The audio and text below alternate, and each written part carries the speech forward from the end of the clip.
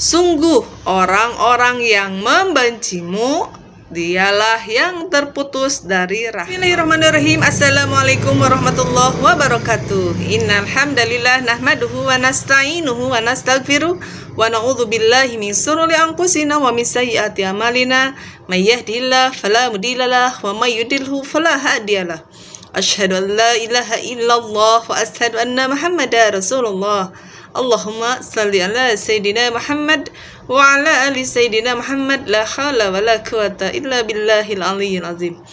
Wahai sahabat-sahabatku dimanapun kalian berada, mudah-mudahan kalian semuanya selalu dalam lindungan Allah Subhanahu wa Ta'ala. Mudah-mudahan Allah bahagiakan dunia akhiratnya dan menjadi orang-orang yang bertakwa di hadapan Allah Subhanahu wa Ta'ala. Amin ya Allah ya rabbal alamin.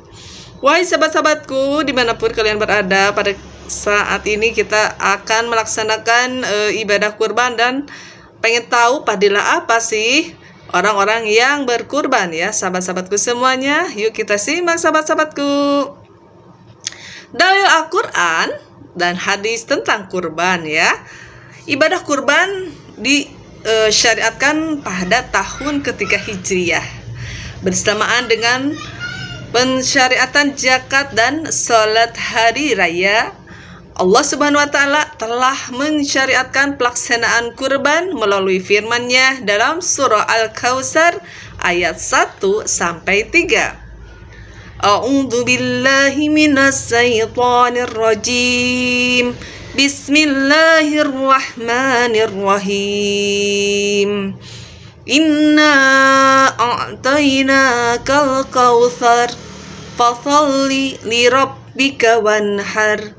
Inna syani'aka huwal abtar, yang artinya Shadaqallahul azim, yang artinya sungguh kami telah memberimu Muhammad nikmat yang banyak, maka laksanakanlah salat karena Tuhanmu dan berkurbanlah sebagai ibadah yang mendekatkan diri kepada Allah Subhanahu wa Ta'ala. Sungguh orang-orang yang membencimu, dialah yang terputus dari rahmat Allah Subhanahu wa Ta'ala. Perintah berkurban juga dijelaskan dalam hadis sahih riwayat Imam Ahmad, Ibnu Majah, dan Imam Al-Hakim yang berasal dari Abu Hurairah radhiyallahu an. Dia berkata, Rasulullah Shallallahu Alaihi Wasallam bersabda, siapa yang memiliki kelapangan tapi tidak menyembelih kurban, janganlah mendekati tempat sholat kami. Melansir buku fikih kurban perspektif mazhab Syafi'i oleh Muhammad Azib mengenai hewan kurban, Rasulullah Shallallahu Alaihi Wasallam menyembelih 2 ekor kambing kibas yang bertanduk. Beliau menyembelihnya dengan tangan beliau sambil menyebut nama Allah dan takbir, serta meletakkan kaki beliau di atas pangkal lehernya. Hal ini termaktub dalam riwayat Imam Muslim tentang hewan kurban. Selanjutnya, hukum kurban. Syekh Sulaiman Ahmad Yahya Al-Faifi menerangkan dalam ringkasan fikih Sunnah Said Sabiq, hukum berkurban adalah sunnah muakkad, sangat dianjurkan dan makruh bagi orang yang mampu apabila tidak mengerjakannya. Kesunahan kurban juga dijelaskan dalam hadis sahih riwayat Imam Ahmad dan Imam Al-Hakim. 3 perkara yang bagiku hukumnya fardu, tapi bagi kalian hukumnya tathawu atau sunnah, yaitu sholat witir, menyembelih udhiyah, dan sholat duha. Ibadah kurban menjadi wajib hukumnya apabila telah menjadi nazar sebelumnya Dalil mengenai hal ini adalah sabda Nabi Muhammad SAW. Barang siapa bernazar untuk mentaati Allah, maka hendaklah ia melaksanakannya. Hadis riwayat Bukhari, Abu Dawud, dan lainnya.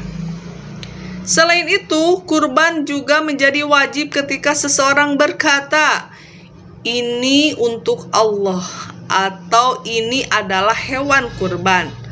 Menurut Imam Malik, jika seseorang membeli seekor hewan dengan niat akan dijadikan sebagai hewan kurban, maka ia wajib melaksanakannya. Selanjutnya, keutamaan melaksanakan kurban. Ami Nurbais adalah bukunya panduan kurban menjelaskan menyembelih kurban termasuk amal soleh yang memiliki keutamaan besar. Syekhul Islam dalam Majmu' Fatwa mengatakannya lebih utama daripada sedekah. Berkurbanlah, akikah, hadis sunnah, semuanya lebih baik daripada dengan uang senilai hewan yang disembelih, tulis Syekhul Islam At-Tirmidzi, Ibnu Majah, dan Al-Hakim meriwayatkan hadis dan jalur Sulaiman bin Yazid bahwa kurban adalah amalan yang lebih dicintai Allah Subhanahu wa Ta'ala pada hari Idul Adha. Tidak ada amalan manusia pada hari raya kurban Idul Adha yang dicintai Allah Subhanahu wa Ta'ala melebihi amalan mengalirkan darah, menyembelih kurban, atau menyembelih hewan kurban. Sungguhnya hewan-hewan itu akan datang pada hari kiamat beserta tanduk-tanduknya, bulu-bulu dan kuku-kukunya. Sungguh sebelum darah kurban itu mengalir ke tanah, pahalanya telah diterima di sisi Allah Subhanahu wa Ta'ala.